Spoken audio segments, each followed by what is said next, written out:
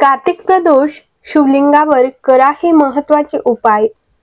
कार्तिक महिन्यामध्ये जो प्रदोष पडतो त्या प्रदोषच्या दिवशी प्रदोष काळामध्ये एक अर्धा चमचाही गाईचे दूध मिळाले तर एका छोट्या वाटीत ते दूध घ्यावे आणि ती दुधाची वाटी उजव्या हातात घ्यावी आणि पाण्याचा कलश डाव्या हातात घ्यावे किंवा मग जलपात्रावर दुधाचे पात्र ठेवून घेऊन जावे आणि भगवान शिवाच्या मंदिराच्या दरवाजामध्ये उभे राहून आपली कामना करून शिवलिंगावर अशोक सुंदरीच्या जागेवर दूध समर्पित करून जल शिवलिंगावर समर्पित करावे।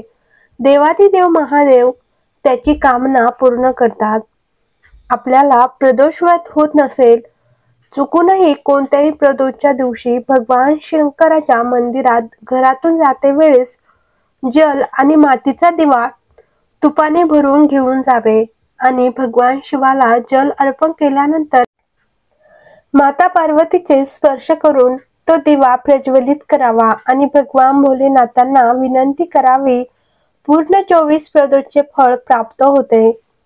प्रदोष व्रत करा किंवा करू नका, मंदिरात अर्पण केलेले बेलपत्र घेऊन त्याचे ब्रह्मकमळ बनवावे।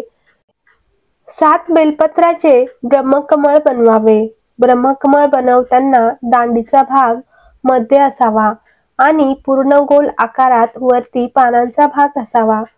7 बेलपत्रांचे ब्रह्मकमळ बनवून भगवान भोले बाबांना विनंती करून, हे प्रभू, मी आज ह्या कामासाठी जात आहेत, माझे हे कार्य आहेत बोलून ते ब्रह्मकमळ शिवलिंगावर समर्पित करून द्यावे। दिवसभराच्या प्रदोष व्रताचे फळ भोले बाबा एक बेलपत्र समर्पित केल्याने प्रदान करतात। प्रदोष व्रताच्या पूजेदरम्यान शिवलिंगावर जल, तीळ आणि शमीची पाने अर्पण करावी, तसेच शिवचालीसाचे पठण करावे। असे केल्याने सर्व समस्या दूर होतात। प्रदोष व्रताच्या दिवशी घराच्या मुख्य प्रवेशद्वारावर घोड्याची नाळ लावा।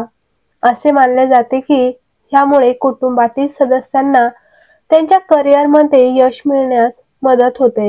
ह्याशिवाय घरात सुख समृद्धी राहते।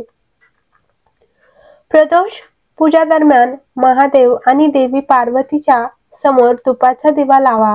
ह्यानंतर त्यांना मिठाई अर्पण करा। यामुळे आर्थिक समस्यापासून सुटका मिळते। प्रदोष व्रताला पाण्यात केशर आणि काळी फुले टाकून शिवलिंगाला अर्पण करा। यामुळे इच्छित जीवनसाथीची इच्छा प्राप्त होते। प्रदोष व्रताला शिव मंदिरात शिवलिंगाला धतुरा अर्पण करा आणि ओम नमः शिवाय मंत्राचा 108 वेळा जप करा। हे शत्रूपासून मुक्त होण्यास मदत करते। जर तुम्ही तुमच्या शत्रूमुळे त्रस्त असाल आणि त्यांच्यापासून मुक्ती मिळवू इच्छित असाल तर प्रदोषच्या दिवशी शमीपत्राला स्वच्छ पाण्याने धुवून शिवलिंगावर अर्पण करा आणि ओम नमः शिवाय मंत्राचा 11 वेळा जप करा। असे केल्याने तुम्हाला लवकरच शत्रूपासून मुक्ती मिळेल। जर तुम्ही एखाद्या खटल्यात अडकले असाल आणि त्यामुळे तुमच्या समस्या कमी होण्याऐवजी वाढतच असतील तर प्रदोषच्या दिवशी धतुऱ्याची पाने स्वच्छ पाण्याने धुवा, नंतर दुधाने धुवून शिवलिंगाला अर्पण करा। असे केल्याने खटल्याच्या त्रासातून बाहेर पडण्यास मदत होते। तुमच्या वैवाहिक जीवनात गोडवा आणण्यासाठी दह्यामध्ये मध मिसळून प्रदोषच्या दिवशी भगवान शिवाला अर्पण करा। भगवान शंकराला दही आणि मध अर्पण केल्याने वैवाहिक जीवनात गोडवा वाढेल। तुमची संपत्ती वाढवण्यासाठी 1.25 किलो तांदूळ आणि थोडे दूध घेऊन शिव मंदिरात दान करा।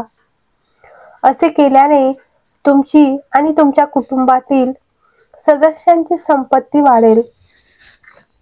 प्रदोषच्या दिवशी तुमच्या कोणत्याही विशेष कार्याच्या यशस्वीतेसाठी दुधात थोडेसे केशर मिसळून शिवलिंगाला अर्पण करावे आणि दूध अर्पण करताना ओम नमः शिवाय ह्या मंत्राचा जप मनापासून करावा। असे केल्याने तुम्हाला तुमच्या कामात नक्कीच यश मिळते।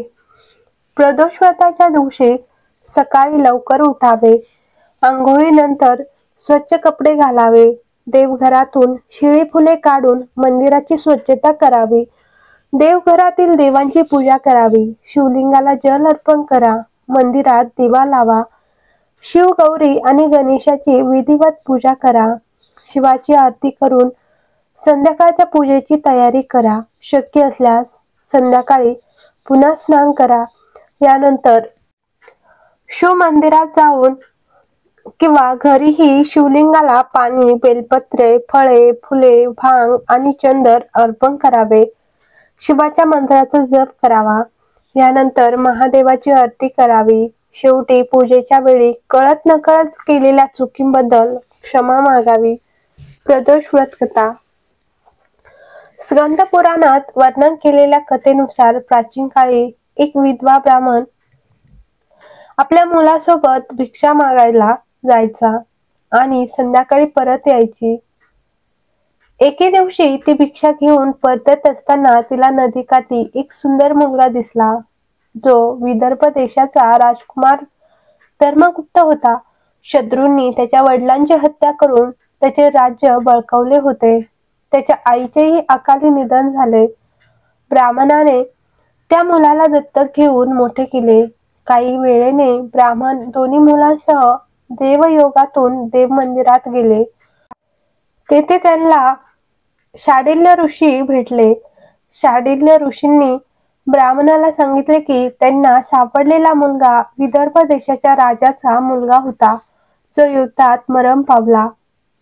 शांडिल्य ऋषींनी ब्राह्मणाला प्रदोष व्रत करण्याचा सल्ला दिला. ऋषींच्या परवानगीने दोन्ही मुलांनीही प्रदोष व्रत पाळण्यास सुरुवात केली. एके दिवशी दोन्ही मुले जंगलात फिरत असताना त्यांना काही गंधर्व मुली दिसल्या. ब्राह्मण मुलगा घरी परतला, परंतु राजकुमार धर्मगुप्त अंशुमती नावाच्या गंधर्व मुलीशी बोलू लागला. गंधर्व मुलगी आणि राजकुमार एकमेकांवर मोहित झाले. लग्नासाठी मुलीने राजकुमारला तिच्या वडिलांना भेटण्यासाठी बोलावले. दुसऱ्या दिवशी तो पुन्हा गंधर्व मुलीला भेटायला आला. तेव्हा गंधर्व मुलीच्या वडिलांनी सांगितले की तो विदर्भ देशाचा राजपुत्र आहे. भगवान शिवाच्या परवानगीने गंधर्व राजांनी आपल्या मुलीचा विवाह राजकुमार धर्मगुप्ताशी केला. यानंतर राजकुमार धर्मगुप्ताने गंधर्व सैन्याच्या मदतीने विदर्भ देशावर पुन्हा ताबा मिळवला. हे सर्व ब्राह्मण आणि राजकुमार धर्मगुप्त यांच्या प्रदोष व्रताचे फलित होते. स्कंद पुराणानुसार जो भक्त प्रदोष व्रताच्या दिवशी शिवाची आराधना करून एकाग्रतेने प्रदोष व्रत कथा ऐकतो किंवा वाचतो, त्याला 100 जन्म कधीही दारिद्र्य जाणवत नाही. हर हर महादेव. श्री शिवाय नमस्तुभ्यम.